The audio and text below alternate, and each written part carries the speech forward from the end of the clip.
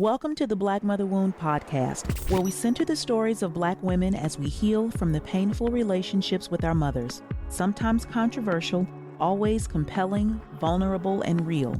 We believe we can only heal the things we named, and if you didn't know, we're all in this together. I'm your host, Jennifer Arnice. What's up, everybody? Welcome to the Black Mother Wound podcast. My name is Jennifer Arnice. I'm your host, and this is episode 23.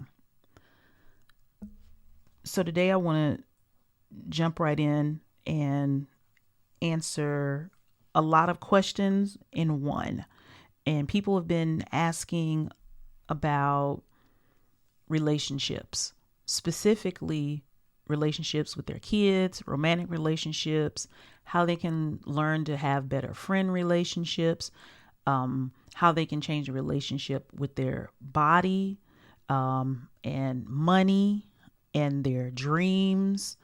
And what I got to say is all of these relationships that are external, these are all external relationships. They all reflect the relationship you have with yourself. So what I'm saying is the key to fixing every external relationship is to fixing your internal relationship. It is, what I mean by that is how you treat yourself. And many of us have become the villain in our own story, right? We may hear our mother's voice in our heads, but we are the one who is carrying out the shame, the abandonment, the rejection, the humiliation against ourselves.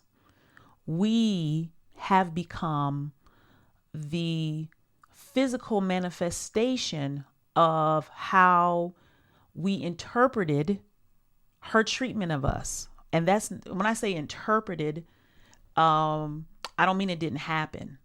I'm saying interpreted because how she treated us really didn't have anything to do with us. It was about how she felt about herself. But that's not what this episode is about.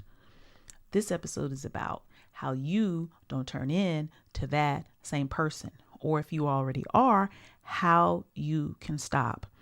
So it's not about, Jennifer, help me fix the relationship with my kids, help me fix the relationship with my romantic partner, help me be able to make more money. The question is, how can I be better to myself? Right? Because that is how this wound has shown up in our life. It is the disconnection and the decentralization of us in our own life, because we have centered our mother for our entire life. And it started as a child because she's the one who kept us alive, right? So we actually needed her for our survival. Her loving us was the key to us staying alive. Her being kind to us, her paying attention to us, her approving of us was how we knew that we even existed. And without that, we were just flailing in the wind. So if you've grown up with an emotionally absent mother, someone who didn't mirror you back to yourself, this is really an existential crisis. It's like, do I even exist? How can you even, people say, well, how do I reparent myself? It sounds so random because you don't even know there's a you in there. And because of how you centered the relationship with your mother as the answer to everything, you now center the relationship with your kids, the relationship with your romantic partner, the relationships at work, relationship to money. All of these things are what you have now centered in your life, and you are still left on the outside. And it's become completely externalized. And so in healing the mother wound, we're talking about reparenting the inner child and giving her the nurturing that she needs so she can develop naturally as someone who has autonomy over her own self, over her own emotions, one that advocates for herself. And she sees herself as someone with value, someone who is deserving of love and support. She doesn't see herself as guilty, as a nuisance, as useless, as always wrong, as not good enough. And when she is able to let go of that negative programming and see herself as she is, all the relationships in her life begin to change. So that's what I want to talk about. How you fundamentally can begin to change the relationship you have to yourself. There is one. It's just probably toxic and neglectful. I hate to say it like that, but if you really think about it, when I talk about the type of friend you are, how good you are to everybody else, how good a mother you are, how good a daughter you are, how good an aunt you are, how good a worker you are. We're not talking about that. We're talking about how good you are to yourself. And if you take a quick inventory of your life, I think that you would agree that you probably treat yourself like shit in comparison to how you want other people to treat you. Because that's the other thing. You want other people to be good to you, but you're not even good to yourself. And that is another part of this mother wound, because if she didn't treat me good, how can I treat myself good? If my mother didn't see me as worthy, how do I have permission to see myself as worthy? How do I even have an example of seeing myself as worthy? Where do I even begin? Right?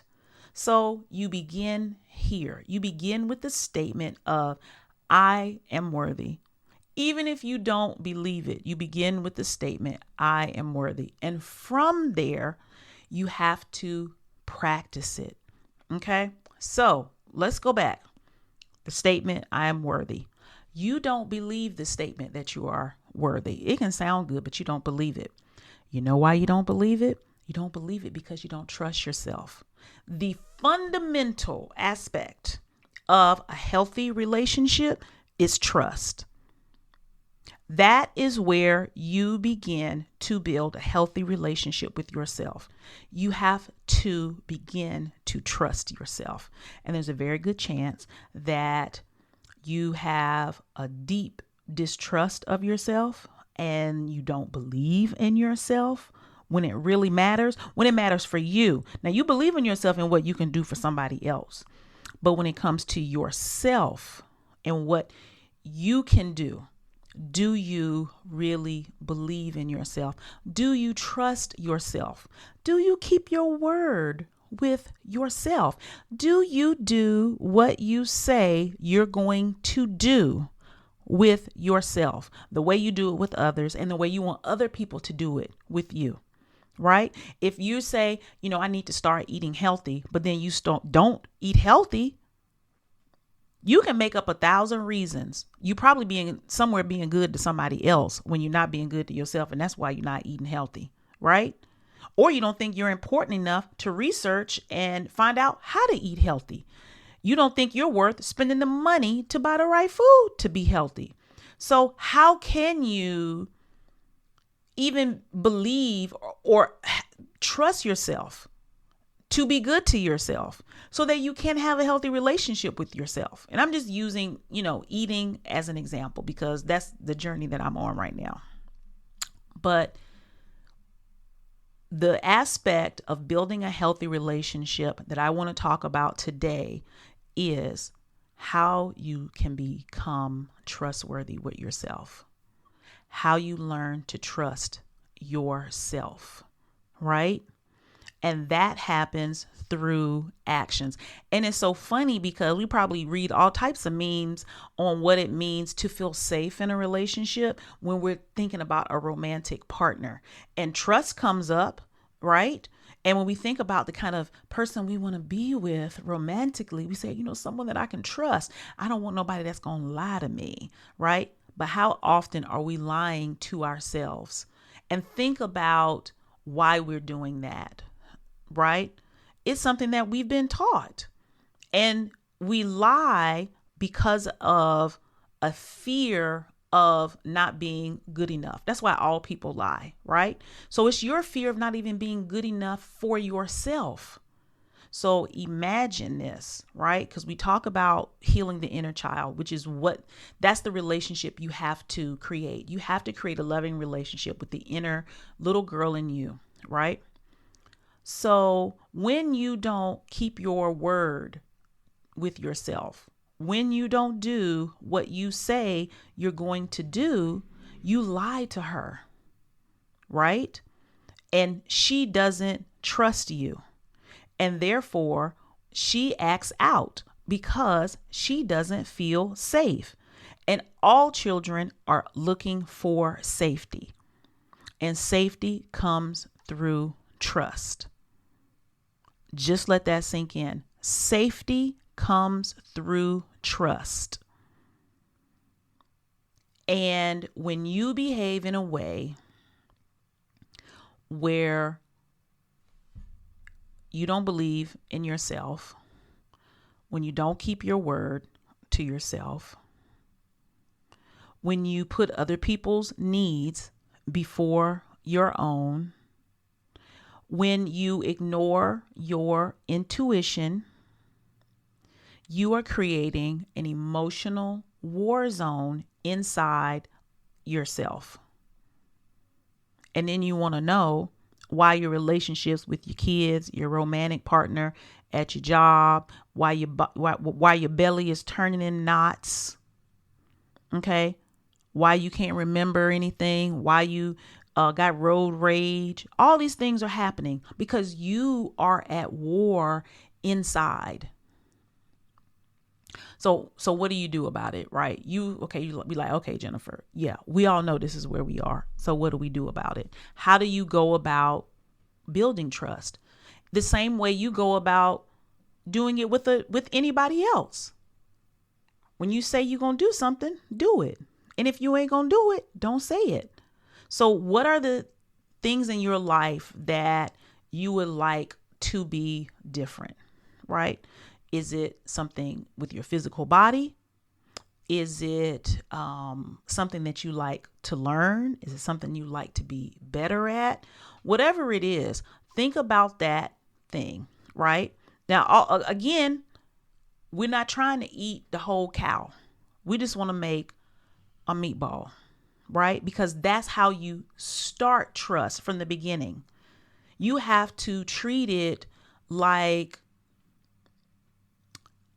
so imagine somebody's trying to holler at you, right? And you've been hurt a lot. And they come to you and they want to love bomb you with all these grandiose things. And you're like, oh yes, I want all of that. They did this and they did that. Only for it a month later, 3 months later, for it all to fall apart. Because it wasn't real. Don't love bomb yourself, sis. Okay? What we want to do is start small. Start in digestible ways, small tasks, because trust is with action. Okay? Trust requires action. And this is also really looking at your feminine and your masculine energy. Your feminine energy is looking to be made to feel safe. Your masculine energy is who keeps you safe. And you do that by keeping your word, right? So right now I am on a fitness journey. And when I say a journey, I mean a journey. Okay. And one of the biggest components of that is drinking water. And I talk about this because I started with the water and then I've added other things on. But let's just stick with the water because this is a real simple one that anybody can do. I need to drink a certain amount of water based off of my weight, right? That was difficult in the beginning. But more than me saying, oh, I need to drink 100 ounces of water a day, I need to drink a consistent amount of water a day, right? That was my commitment. So how do I then break that down into a small task where I can start to build a habit and trust myself, right? I'm going to drink 16 ounces of water before I get out of the bed. Every day, 7 days a week. That means before I go to bed at night, I need to get the glass, put the water in it, put it by my bed. That's the type of action that I'm talking about. So what does that look like in building a relationship with yourself? How do you begin to create a habit of speaking to yourself kindly when you are confused or you make a mistake? What do you do when you're tired? What do you do when you're hungry? Let's just start with those basics. Let's treat ourselves like a baby. When you're hungry, when you're tired, when you're in some type of mental or physical distress, how do you respond to yourself? And how do you do it consistently? That's really a protocol that you have to adopt. And it has to become the most important thing that you're doing. Imagine if you're taking care of a baby and the baby is crying in the background, but the phone is ringing. Which one are you going to tend to? You're going to put that phone on silent and you're going to go tend to the baby. But what we do is we look at the phone and be like, oh, so-and-so is calling. Let me just talk to them for a little while. I said I would call them back at this time, or I got this going on. And you leave yourself by the wayside. You have to treat yourself like a baby. You've got to get so good at being good to you. And I think I probably in one of the first episodes of season 2, episode 22, I think I talked about us not being good at being good to ourselves. And you have to do it. You have to get good at being good to yourself. That's what healing the mother wound is. It is about remothering yourself in the right way. And in order for you to do it, you've got to pay attention to yourself. You've got to pay attention to the way you feel, even the small nuances. For the mothers out there, you know the kind of ways your child responds to know, is that a gassy cry? Is that a poop cry? Is that a hungry cry? It's like you can notice the smallest nuances and differences, right? And you know how to take action based off of that data that you've collected. You've got to learn to study yourself the same way. The same way you want a romantic partner to know you and be attuned to how you feel. You got to be attuned to how you feel. And this takes time. And when I say time, I don't mean 3 weeks. Okay. I've been doing this for a decade. All right. But I guarantee you, if you prioritize yourself for the next year, your life will become unrecognizable. And I don't just mean self-care, take a bath, a beauty face mask. I mean, when you feel low, when you feel sad, when you feel anxiety, when you feel rushed, like really beginning to know what your feelings are and how to deal with them in a specific way, and asking yourself, what do you need in this moment, and providing it, and reassuring yourself that I'm not going anywhere. I am here for you. I'm going to take care of you. And when you need me, I will be here every time. I'm learning how to do it better, but I will never abandon you. I will never reject you. I will never shame you. That's how you got to look yourself in the mirror and build that sense of trust with yourself, because that's the only way you're going to start to feel safe. And that's how you're going to start to regulate your nervous system. You're going to start to calm down. You're going to begin to recenter here with you. And that will also do something else. It will take the attention off of you trying to get your mama to believe that she was wrong.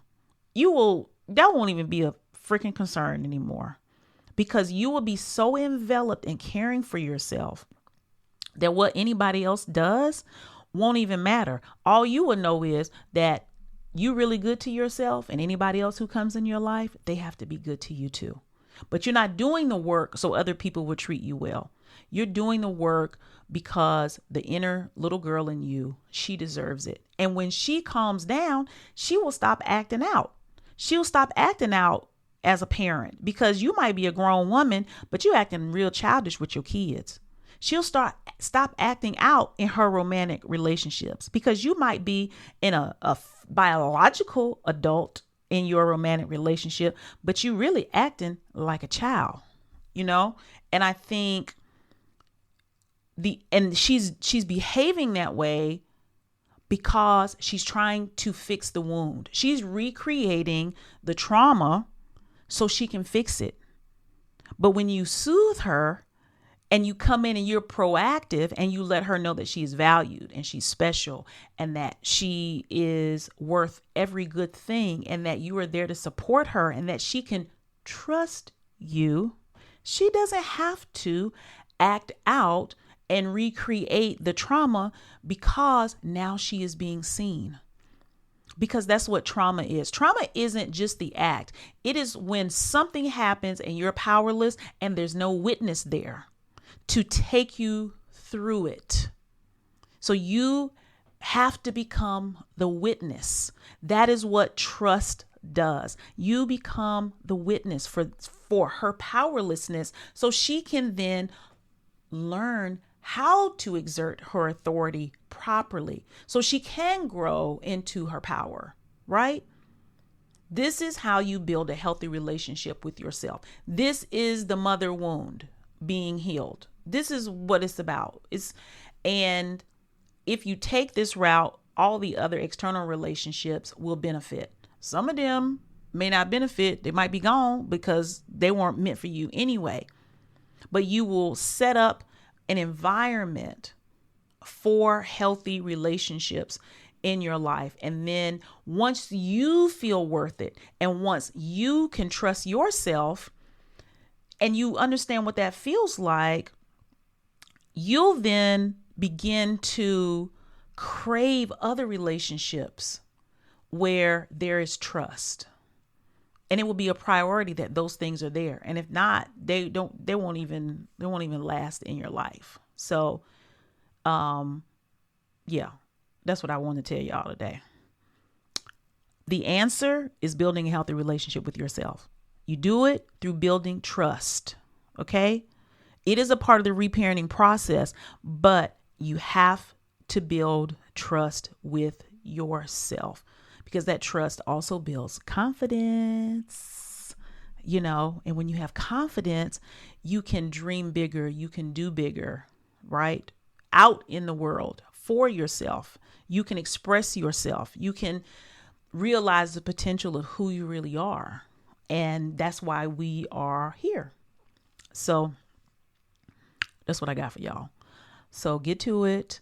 I'll see you next week. If you're on YouTube, go and look, because this episode might be on there. I'm trying to start doing this as a video podcast. Click the link in the show notes. I have a free healing guide. I have a video bundle of classes, live classes that I did that are so powerful. And I have the ebook version of my book, Fuck That Cape, the Grown Woman's Unapologetic Guide to Putting Herself First. They're all available there. And if you have any questions, you know where to find me, info@jenniferarnice.com. Thank you for listening to the Black Mother Wound podcast. I hope you enjoyed today's episode, and make sure you comment, subscribe, and rate the show. You can keep the conversation going over on IG @Black Mother Wound, and click the link in the show notes to download the free Mother Wound Healing Guide. See you next week.